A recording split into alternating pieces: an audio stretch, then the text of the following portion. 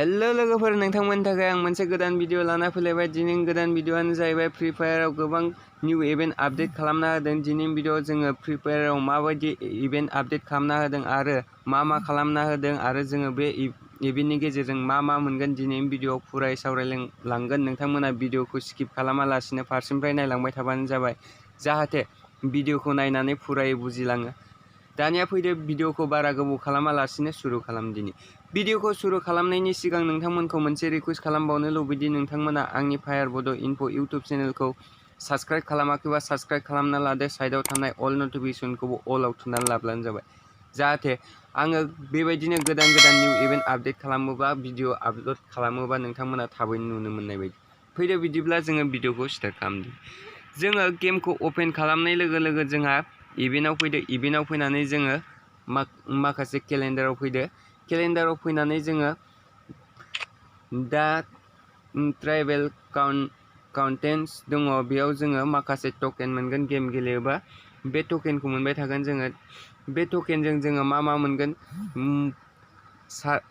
पेराशुट मोनगोन, गान स्किन मोनगोन आरो बाउन्टि मोनगोन। बेजों लोगोसे आरो नैबेयाव 26/1 रिप्लाइस डेआव दङ जोंहा, बेयाव दङ प्ले 1 मेच। जोङो 1 मेच गेलेयोबा नैबे टकेन गोजौआव थानाय टकेन गोजा टकेनखौ मोनगोन आरो बेजों लोगोसे आरो मेच गेलेबावोबा बाउचारबो मोनगोन, डायमन्ड बाउचार। आरो बारमुन्डायाव बया लायोबा गान स्किन मोनगोन, 6 बक्स गान स्किन मोनगोन। आरो नेक्स्टआव दङ जोंहा बेयाव केरेक्टार होदों।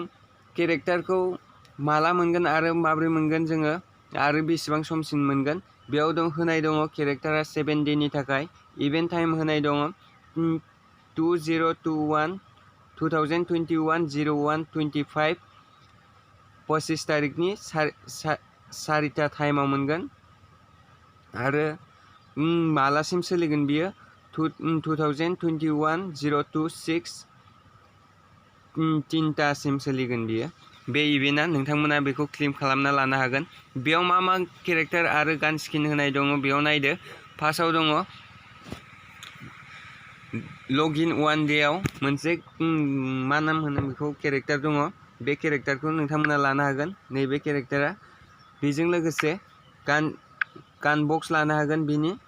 आरो बिनि गाहायाव दङ 7 डेनि थाखाय नैबे केरेक्टार दङ। बेखौ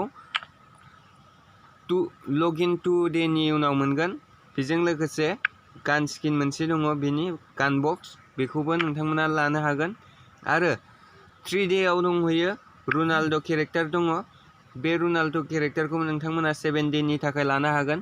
बेजों लोगोसे शटगान गान बक्स होदों, बेजोंबो नोंथांमोना 7 डेनि थाखाय पारमानेन्ट शटगान होदों, नोंथांमोना बेखौबो लानो हागोन। आरो बिनि गाहायाव दङ नैबे केरेक्टार सासे दंबावो हेलेनसं, नोंथांमोना बेखौबो लानो हागोन। बेजों लोगोसे नैबे गान स्किन होनाय जादों 7 डेनि थाखाय। आरो नैबे हेट्रिक नैबे फुटबल जोनाय केरेक्टारखौबो लानो हागोन नोंथांमोना। आरो बेजों लोगोसे बियो 5 डे लगइननि उनाव बेजों लोगोसे मोनसे स्कारनि गान स्किन होदों 7 डेनि थाखाय। आरो बिनि गाहायाव दङ दैलि पार्टि रिवार्ड 6/9। जोंहा बेयावबो आरो माखासे केरेक्टारफोर होदों। नैबे केरेक्टारफ्रा जाबाय, नायबानो जाबाय नोंथांमोना मा केरेक्टार होदों फारसेनिफ्राय। बेखौबो 7 डेनि थाखाय 6 डे लगइनाव मोनहैगोन। आरो गान स्किन मोनगोन 7 डेनि थाखाय 6 डे लगइनाव। आरो 7 डेनि लगइनाव नैबे केरेक्टारखौ मोनगोन। आरो मोनसे AWMनि गान स्किन मोनगोन 7 डेनि थाखाय।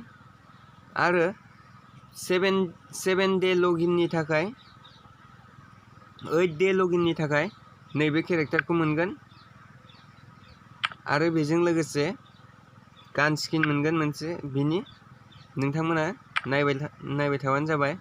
आरो बेयाव दङ रटिग्रेसन, बेखौबो 9 डे लगइननि उनाव बे रटिग्रेसनखौ मोनगोन 7 डेनि थाखाय। बेयाव गान बक्स दङ। गान बक्सआव नोंसोरो खुलिबा मोनगोन जे पार्मानेन्टबो मोननो हागौ बा साननैसोनि थाखायबो मोननो हागौ। 9 डे लगइननि उनाव मोनसे भाउचार मोनगोन आरो गान स्किन मोनगोन। आरो नेक्स्टआव फैदो दानिया नेक्स्टआव जाहैबाय गेट नाउ गान स्किन। जोंहा बेयाव माखासे टकेन होनाय दं। बे टकेनखौ माबोरै मोनगोन आरो बे टकेनजों जोङो मा मानगोन दानिया नायदिनि फैदो। बे टकेनखौ माब्लानिफ्राय माब्लासिम मोनगोन नायदो।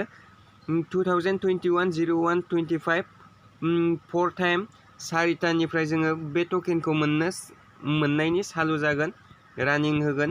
नोंथांमोना 25 जानुवारि खालि नोंथांमोना बे टकेनखौ मोननो हागोन। बे टकेनखौ मायाव मोनगोन आरो बोरैजाय मोनगोन? Play to Bermuda game in squad. नोंथाङा स्क्वाड गेम गेलेयोबा मोननै मेच गेलेयोबा बे टकेनखौ मोनसे मोनगोन। किल 5 एनिमि 7 किल खालामोबा बे टकेनखौ मोनसे मोनगोन।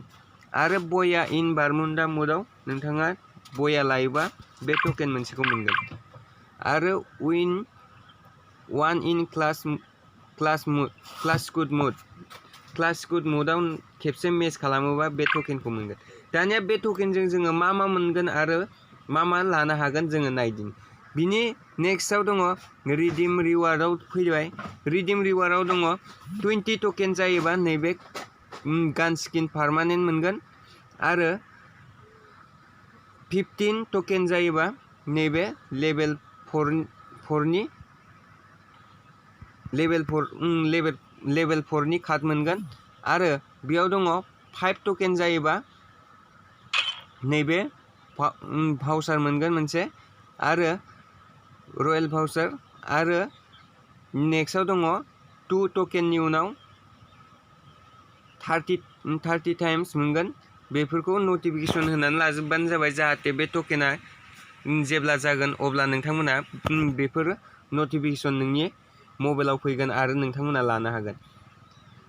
आरो बिदिब्ला नोंथांमोना भिडिअखौ नायनानै मोजां मोनदोंबा लाइक, कमेन्ट, शेयार खालामना होदो।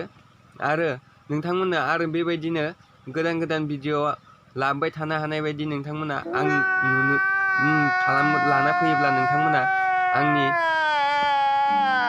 फायार बड' इनफ' इउटिउब चेनेलखौबो साबस्क्राइब खालामना लादो आरो साइडआव थानाय अल नटिफिकेसनखौबो अलाव थुनानै लाब्लानो जाबाय, जाहाथे आङो बेबायदिनो नोंथांमोननि मददआवनो बेबायदिनो भिडिअ लाबोबाय थानो हानाय बायदि। बिदिब्ला दिनैनि भिडिअखौ एसेयावनो दोनथ'बाय। जय हिन्द, जय भारत, बाय बाय।